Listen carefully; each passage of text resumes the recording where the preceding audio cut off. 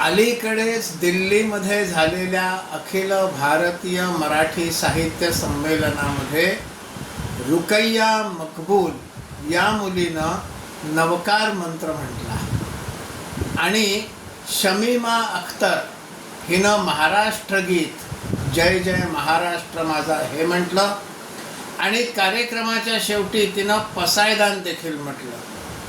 विशेष म्हणजे ह्या दोन्ही मुली या काश्मीरी आहेत.